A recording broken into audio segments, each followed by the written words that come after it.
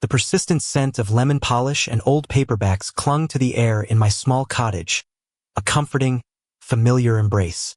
Every morning, the first rays of sun would stretch through the lace curtains, illuminating the dust motes dancing in the perpetual twilight of my living room. I'd rise, a creak in my knees mirroring the groan of the old floorboards, and head straight for the kitchen. There, my ceramic mug, chipped at the rim but perfectly molded to my hand, awaited its daily ritual of black coffee. The cottage itself was a testament to a life lived, a repository of memories. The worn armchair where John and I would read on rainy afternoons, the mismatched collection of teacups gathered from antique shops, the vibrant, slightly faded quilt draped over the back of the sofa, hand-stitched by my grandmother. Outside, my garden was a riot of unruly roses and lavender, tended with more affection than skill, a wild beauty in the otherwise orderly suburban street. The rhythm of my days was slow, predictable, and, for the most part, peaceful, a quiet symphony of solitude. My solitude, however, was often punctuated by the cheerful, if sometimes overly boisterous, presence of Mrs. Gable, my next-door neighbor. Her name was Evelyn, but everyone called her Mrs. Gable, a formality that belied her warm, nosy nature. This morning, as I sat on my porch, attempting to prune an overly enthusiastic rose bush, her voice, bright and clear, carried over the picket fence. "Martha, dear, you'll take off a finger with those shears if you're not careful," she called, a plate of her famous lemon shortbread in hand. She eased herself onto the porch swing opposite me, her floral dress a splash of color against the muted tones of my house. "Any news from Michael?" she asked, her blue eyes, sharp and intelligent, searching mine. I offered a non-committal shrug, taking a shortbread. Evelyn had been my confidant for years, a steadfast presence through the quiet heartaches and small triumphs of my widowhood, and her unwavering loyalty was a balm. I still remembered the tremor in my hands as I signed the papers, the ink bleeding slightly on the dotted line. Michael was only 22 then, fresh out of college, eyes alight with the promise of a future I desperately wanted for him. His dream was to open a small, independent bookstore, a quaint little haven in the bustling city, but he lacked the capital. "Mom, it's a sure thing, a guaranteed success," he'd pleaded, his voice earnest, his youthful ambition contagious.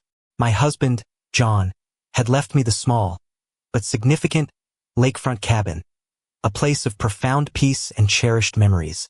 It was our sanctuary, our escape from the everyday. But Michael needed a start, a foundation, and the cabin was collateral. The loan was substantial, the risk immense, but what mother wouldn't gamble everything for her son's dream?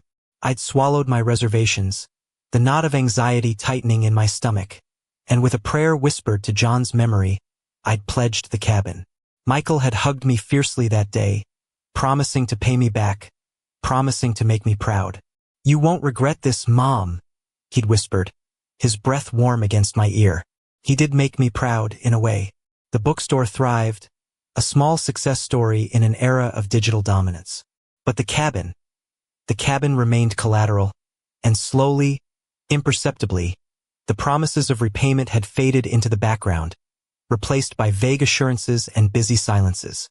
Now, when I called him, our conversations were brief, clipped. He was always in a hurry, always busy. The calls to the cabin, once a frequent pilgrimage, had dwindled to almost nothing. My inquiries about a weekend visit, a shared memory by the lake, were met with excuses, a new commitment, a sudden work emergency. The cabin, once a beacon of our shared history, had become a ghost, a hollow space in my life and in his. The sacrifice, once a loving gesture, now felt like a lonely echo in the vast emptiness between us. It started subtly, a dull ache that blossomed into a relentless throb behind my eyes. I attributed it to the changing weather, the encroaching dampness of autumn, but it persisted, growing in intensity until the world around me seemed to tilt and spin. I remember reaching for the phone, my fingers fumbling with the familiar numbers, the cold plastic slick with a sudden sweat. Each digit pressed felt like a monumental effort, a desperate race against a tide of encroaching darkness. My vision blurred, the vibrant colors of my living room dissolving into a murky, indistinct haze. I mumbled Michael's name into the receiver, a plea more than a greeting, but the words felt thick and clumsy on my tongue, barely escaping my lips. The receiver slipped from my grasp, clattering against the polished wood of the floor, its soft thud echoing ominously in the sudden silence. A wave of nausea washed over me, a sickening lurch that sent the contents of my stomach rising. I barely made it to the bathroom, collapsing against the cool tiles, the world spinning in a dizzying vortex of pain and confusion. The floor felt cold against my cheek, a stark contrast to the burning inferno that raged within my skull. Each breath was shallow, ragged, a desperate attempt to draw air into lungs that felt heavy, compressed. I lay there, helpless, the fear a cold, creeping vine wrapping around my heart, tightening its grip with every agonizing second. The phone, still on the floor, hummed with a dial tone, a phantom connection to the world I was slowly slipping away from. I mustered every ounce of strength, my muscles screaming in protest, to crawl back to it. My hand, trembling violently, closed around the receiver, the plastic now strangely warm against my clammy skin. I held it to my ear, a desperate, irrational hope fluttering in my chest. But there was nothing, only the monotonous drone of the dial tone. I tried Michael's number again, my fingers fumbling, vision swimming. The phone rang once, twice, 3 times, each ring a hammer blow to my already throbbing head. Then, his voice, brisk and impatient, answered. "Mom? Is everything all right? I'm really busy right now." His words were a distant echo, muffled by the roaring in my ears. I tried to explain, to articulate the terrifying reality of my situation, but my tongue felt like lead, my voice a whisper. "Michael, I don't feel well," I managed, the words barely audible. A sigh, sharp and exasperated, came through the line. "Mom, I'm in a meeting. Can this wait? I'll call you back later." The click of the phone disconnecting was a final, definitive note, sealing my fate. I was alone, truly, utterly alone, with nothing but the relentless pain and the crushing weight of abandonment. It was Evelyn who found me, hours later, crumpled on the bathroom floor. She had grown concerned when I didn't answer her knock, her usual morning greeting. The alarm in her eyes when she saw me, the frantic phone call to emergency services, the gentle touch of her hand on my forehead. These are the fragmented memories that float to the surface of that hazy day. The flashing lights of the ambulance, the distant wail of the siren, the hushed voices of the paramedics. It all blended into a surreal tableau of fear and confusion. At the hospital, the nurses were kind, efficient, their movements a blur of competence as they hooked me up to IVs and monitors. My body, a betrayal, rebelled against me, and I drifted in and out of consciousness, the pain a constant companion. Michael, I later learned, had been called. He arrived hours after Evelyn, his face a mask of feigned concern, his eyes betraying a hint of irritation. He offered perfunctory apologies, mumbling about an unavoidable meeting. But it was Evelyn who stayed, a steadfast sentinel by my bedside, her presence a silent testament to a loyalty he so clearly lacked. The days that followed were a blur of bland hospital food and whispered conversations with Evelyn. My body, bruised and battered by the ordeal, slowly began its arduous journey back to some semblance of normalcy. But it was my heart, not my body, that truly ached. The doctor had called it a minor stroke, a transient ischemic attack. "You're lucky, Martha," he'd said, his voice grave. "It could have been much worse." "Lucky." The word felt hollow, mocking. During the long, solitary hours of recovery, punctuated only by Evelyn's visits, the reality of Michael's abandonment settled over me like a suffocating blanket. He simply wasn't there, was he, dear? Evelyn asked one afternoon, her voice gentle, her hand resting warmly on mine. I just nodded, a single tear tracing a path down my temple. We talked about it then, haltingly at first, then with a dam-breaking rush of words. The years of silent sacrifices, the unspoken expectations, the subtle shifts in his affection.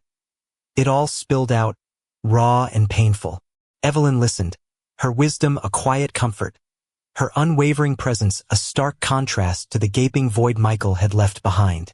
She didn't offer platitudes, just an understanding nod, and the strength of her unspoken solidarity.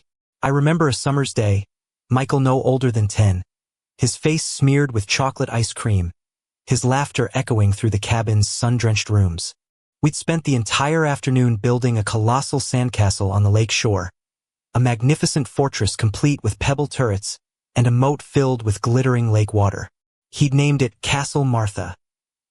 His small hand reaching for mine, his eyes shining with adoration. "You're the best mom in the whole wide world," he declared, squeezing my hand tightly. John, watching us from the porch, had smiled, a gentle, knowing look in his eyes. Later, as the sun dipped below the horizon, painting the sky in fiery hues of orange and purple, we sat on the dock, our legs dangling in the cool water. Michael, nestled against my side, whispered about his dreams, about all the wonderful things he would do when he grew up, and how he would always take care of me. His words, innocent and full of childish love, had been a balm to my soul, a promise whispered on the wind. I'd believed him then, completely and unequivocally. The first crack in that perfect facade appeared years ago, a subtle hairline fracture I'd rationalized away with a mother's blind love. Michael was 16, and he'd crashed his first car, a battered hand-me-down sedan I'd helped him buy. The damage wasn't extensive, but the insurance premiums were set to skyrocket. I remembered the dread in his voice as he called, the barely concealed panic. "Mom, I can't afford this. I'll lose the car." My heart, always quick to ache for him, had melted. I'd offered to pay the deductible, to cover the increase in his insurance for the next year. He'd accepted without hesitation. A quick, "Thanks, Mom," before moving on to talk about a party he was going to that weekend. There had been no protest, no offer to contribute, just a casual acceptance of my intervention. At the time, I dismissed it, told myself it was just teenage thoughtlessness, a temporary lapse in judgment. Now, in the stark light of his recent betrayal, that memory replayed itself, a cruel, prophetic warning I had willfully ignored. It was the first ripple in the quiet pond of my unconditional love, a hint of the self-serving current that ran beneath his charming surface. Lying in that hospital bed, staring at the sterile ceiling, the pieces finally clicked into place. The abandonment, the years of subtle indifference, the forgotten promises, it all coalesced into a chilling clarity. My son, the boy who built me sandcastles, had become a stranger, a user. The pain was still there, a dull ache, but it was no longer accompanied by confusion or self-doubt. It was replaced by a cold, hard certainty. Evelyn, sensing the shift, gently squeezed my hand. "What will you do, dear?" she asked, her voice hushed. I looked at her, a new resolve hardening my gaze. "I'm going to get my cabin back, Evelyn," I said, the words ringing with a quiet power I hadn't felt in years. "And then I'm going to make sure it helps someone who truly deserves it." The anger, once a consuming fire, had transformed into a clear, sharp purpose. My final monologue, in the silence of my hospital room, wasn't one of despair, but of liberation. I had given everything and received nothing. Now it was time to reclaim what was mine, not for vengeance, but for myself. The idea had come to me like a lightning bolt, a sharp, clear vision cutting through the fog of my pain. It was during one of Evelyn's visits, as she meticulously peeled an orange for me, the tangy scent filling the sterile air of my hospital room.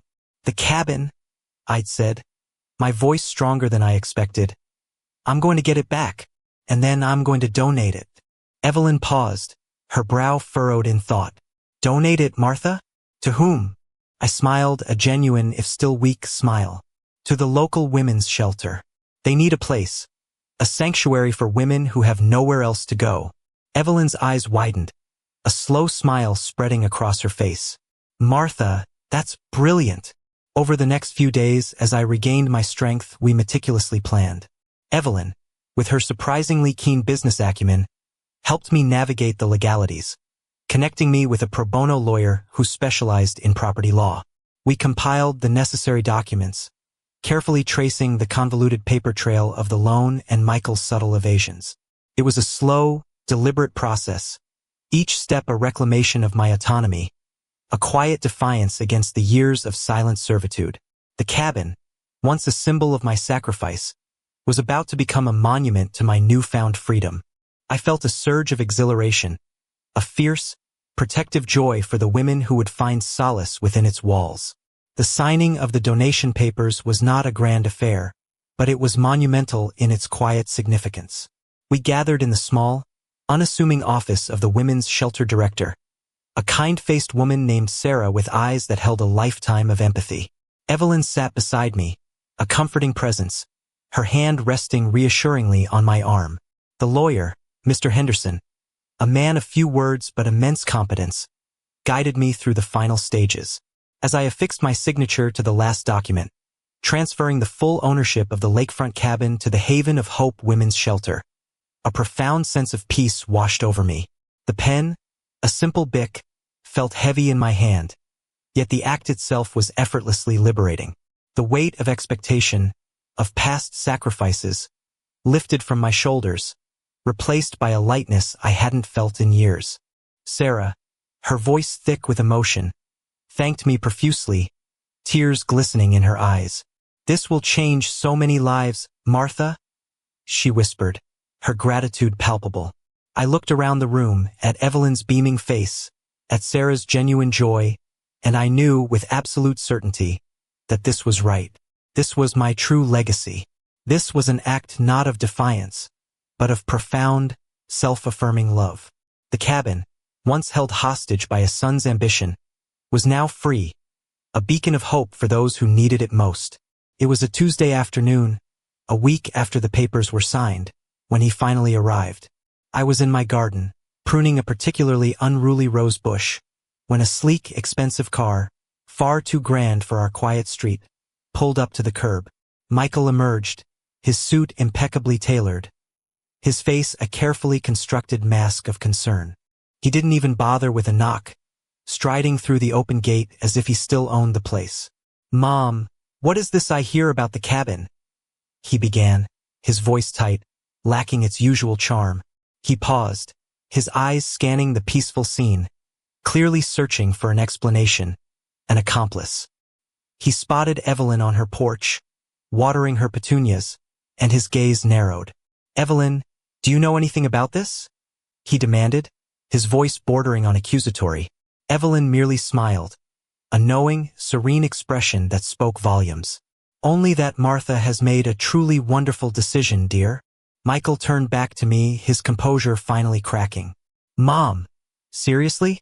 Don't you understand what you've done? That was my collateral. My business is tied up in that property." His words, once laced with sweet promises, now reeked of entitlement. My voice, surprisingly steady, cut through his indignant bluster. "It was my cabin, Michael, and it was my decision." He gaped at me, disbelief warring with anger. But I was going to pay you back. Eventually." His eyes darted around, searching for a sympathetic ear, a weakness to exploit. There was none. I met his gaze, my own eyes clear and unwavering. "Eventually was too late, Michael. I needed you, and you weren't there." The words hung in the air, heavy with unspoken truths. Evelyn, still on her porch, continued to water her flowers, a silent, unwavering witness to the truth unfolding before us. Michael, realizing the futility of his protest, the cold, unyielding resolve in my voice, finally deflated. He mumbled something about a lawyer, about rights, but even he knew it was an empty threat. His shoulders slumped, the carefully constructed facade of the successful businessman crumbling, revealing the petulant boy beneath. He turned, a defeated shadow, and stalked back to his expensive car, the engine roaring to life with a frustrated growl before he sped away, leaving only the scent of exhaust fumes in his wake. Months later, the air in my cottage still carried the familiar scent of lemon polish and old paperbacks, but now, a new fragrance mingled with it, the fresh scent of blooming hydrangeas, recently planted by Evelyn and me. My days had settled into a new, more vibrant rhythm. The women's shelter, now thriving at the lakefront cabin, had invited me to their opening ceremony. Standing there, surrounded by the hopeful faces of women finding refuge, a deep, profound sense of peace settled over me. I saw the laughter, the shared stories, the quiet strength in their eyes, and I knew my decision had been right. Evelyn, my steadfast friend, stood beside me, her hand linked through my arm, her presence a constant reminder of true loyalty. We often volunteered at the shelter, our small contributions weaving into the larger tapestry of healing and new beginnings. As I sat on my porch swing one evening, watching the last vestiges of sunlight fade from the sky, a quiet introspection settled over me. There was no bitterness left, no lingering resentment towards Michael. The pain had been a crucible, forging a stronger, more resilient self. My true legacy, I realized, wasn't the cabin itself, but the act of reclaiming it, of transforming a symbol of lost love into a beacon of hope for others. It was the quiet triumph of self-preservation, the fierce joy of giving, not out of obligation, but out of a profound, self-directed love. The lessons learned were hard-won, etched deep within my soul. I was no longer a victim of circumstance, but the architect of my own peace. And in that, I found a freedom more profound than any I had ever known.